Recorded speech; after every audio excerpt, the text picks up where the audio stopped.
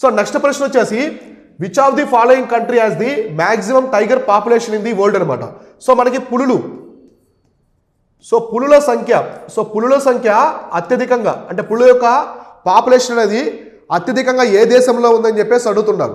So options ఏమి ఇచ్చారంటే Bhutan, Indonesia, Singapore, India. So Bharat అనమాట.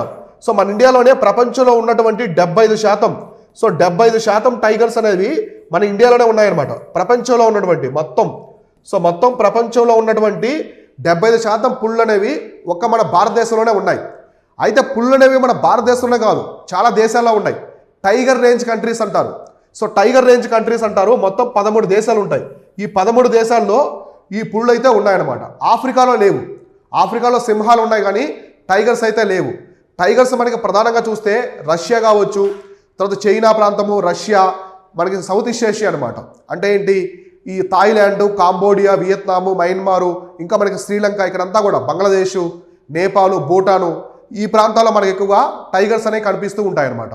కాబట్టి ఎక్కువ ఎక్కడ ఉన్నాయంటే ఇండియాలో ఉన్నాయి. మన భారతదేశంలో అయితే మధ్యప్రదేశ్ అనమాట. సో భారతదేశంలో అయితే మధ్యప్రదేశ్ రాష్ట్రంలో ఎక్కువగా టైగర్స్ అనేవి మనకి పాపులేషన్, వాటి యొక్క సంఖ్య అనేది చాలా ఎక్కువగా ఉందన్నమాట. కాబట్టి ప్రపంచంలో ఉండే ఎక్కువ శాతం పుళ్ళు అనేవి 70%కి పైగా మన భారతదేశంలోనే ఉన్నాయి.